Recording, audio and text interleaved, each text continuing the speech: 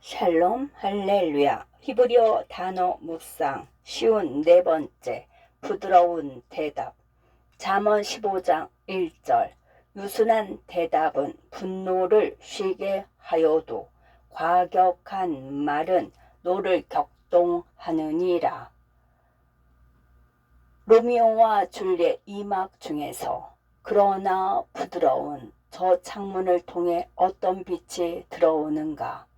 그것은 동쪽이고 줄리엣은 태양입니다. 수년 동안 나의 히브리어 단어 연구를 함께한 사람들은 내가 사용하는 표현에 익숙하다. 그러나 부드러운 이란 이 표현을 사용하는 것은 사실 셰익스피어의 언어에 대한 나의 사랑을 과시하는 것이기도 하지만 부드러움을 표현할 수 있는 현대 용어가 정말 없어서 셰익스피어식 영어 표현을 사용한 것이다. 셰익스피어는 로미오가 줄리엣을 찾는 장면에서 부드러움을 사용했다. 어느 순간 로미오는 좌절감을 느끼다가 갑자기 사랑하는 사람의 창문에서 빛을 발견한다. 이 장면에서 줄리엣에 대한 생각은 그를 열정과 사랑으로 넘치게 만들고 이러한 감정은 그의 괴로운 마음을 부드럽게 한다. 대부분의 현대 번역은 잠언 15장 1절에 부드러운을 의미하는 히브리어 나크를 유순한으로 번역한다. 유순한은 적절한 번역이지만 그 문맥에서 사용하기에 올바른 단어라고 생각하지 않는다. 다시 말하지만 부드럽다라는 단어도 아니다. 킹 제임스 성경이 쓰였을 때 부드러움은 여기서 사용하기에 적절한 단어였다. 그러나 지난 수백 년 동안 이 단어는 예전의 의미를 잃어버렸다. 이 구절을 부드럽다로 읽을 때 우리는 자동적으로 누군가의 분노를 달래줄 조용하고 차분한 대답을 생각한다. 외교란 당신이 개에게 던질 돌멩이를 찾을 때까지 멋진 강아지라고 말하는 기술이다라는 윌 로저스의 명언과 비슷하다. 이것은 내 이웃 필부 테리어 작고 강인한 투견용 개 스파키에게는 통할 수 있지만 인간에게는 항상 통하지 않는다. 문제가 있는 10대들과 함께 일하면서 많은 것을 배웠다. 때로는 조용한 대답이 그들을 더욱 화나게 했다. 그들을 가르치려 한다고 생각했기 때문이다. 그들은 자신들이 어떤 사나운 야수처럼 취급받는다고 느꼈고 그렇게 행동했지만 그런 식으로 보이기를 원하지 않았다. 킹 제임스 성경 번역자들은 히브리어 라크를 부드럽다로 번역하기로 결정했는데 라크가 마음이 부드럽거나 섬세하다를 의미하는 어근 단어 라카크에서 왔다는 것을 이해했기 때문이다. 이 개념은 상처 입은 강아지, 우는 아이 또는 토네이도가 사람에게 가한 황폐와 고통을 볼 때 우리가 느끼는 감정을 묘사하는 것과 비슷하다. 내 마음이 그들에게 갑니다와 같은 느낌이다. 하나님이 느끼시는 사랑과 긍휼이 가득한 반응인 셈이다. 따라서 이 구절은 누군가가 우리에게 분노를 표현해도 우리가 부드럽게 말한다면 자동으로 분노가 가라앉을 것이라는 말이 아니다.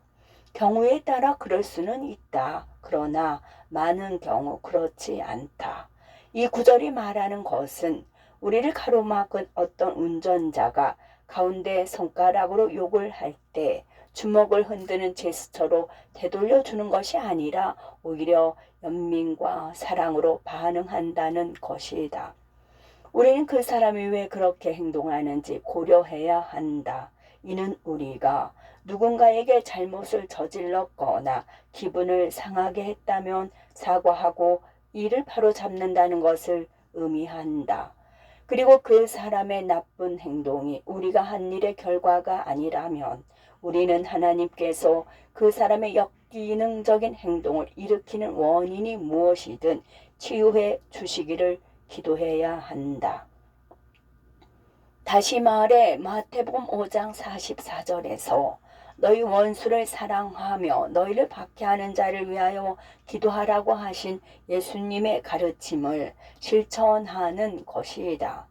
아람어의 북부 방언에서 예수님이 사용하신 단어는 여기에서 선하다로 번역된 톱이다. 이 단어는 하나님과 조화를 이루다를 의미하는 히브리어 토브와 동일하다.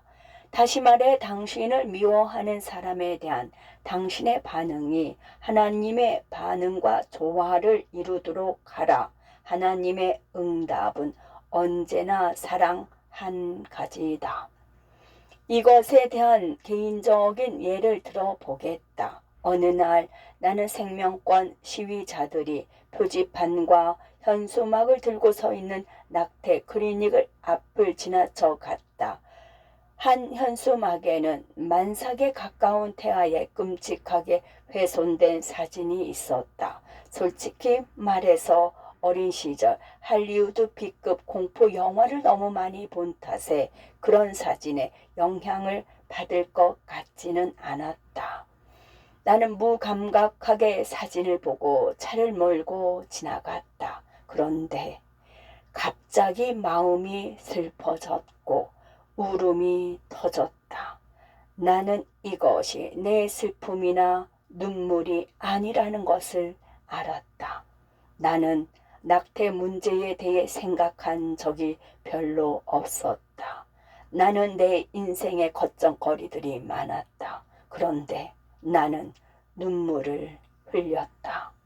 나는 이 눈물이 하나님의 눈물임을 알았다. 하나님의 마음으로 가는 여정에서 그분이 느끼시는 것을 느끼기 위해서는 그분의 마음을 느껴야 한다는 것을 깨달았다. 이럴 때 나는 라카크, 즉 부드러운 마음을 경험한다. 그리고 차 안에서 그 순간 하나님의 마음을 찾던 내게 하나님께서 특별한 선물을 주셨다는 것을 알았다. 이전 연구에서 언급했듯이 그분은 내 마음이 그분의 아픔을 느낄 수 있도록 허락하셨다. 이 상황에서 그분은 그분의 마음이 보시는 대로 내 마음의 사진을 보도록 하셨고 그분이 들으시는 것처럼 시위대의 목소리를 듣게 하셨다. 아무리 노력해도 하나님이 우시는 것처럼 나도 울지 않을 수 없었다. 하나님의 사랑을 거역할 수 있는 사람은 아무도 없기에 우리가 하나님의 사랑으로 다른 사람의 분노에 반응할 때 그 분노는 사라질 것이다.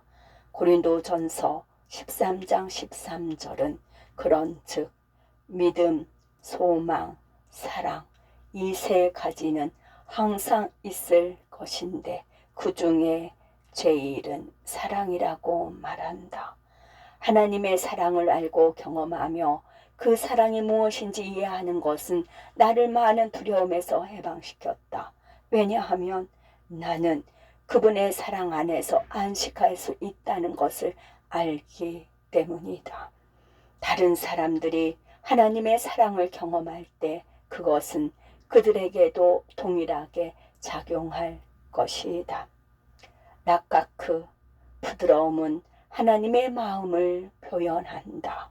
그분의 사랑을 나누는 것은 우리가 노력하거나 애써서 만들어내는 것이 아니다. 오히려 우리의 마음을 하나님께 드리고 그분이 그분의 마음을 우리와 나누는 자연스러운 결과이자 선물이다. 그리스도인들은 하나님께 우리의 마음을 드리는 데는 능숙하지만 진정으로 그분의 마음을 받아들이고 있는지 생각해 보아야 한다. 감히 우리는 그분의 마음이 느끼는 것을 느끼고 그분의 마음이 보는 것을 보고 그분의 마음이 듣는 것을 듣고 있는가? 다른 사람을 향한 하나님의 마음의 라카크를 우리가 감히 경험할 수 있을까? 유순한 대답은 분노를 쉬게 하여도 과격한 말은 노를 격동하느니라. 부드러운 대답. 아멘.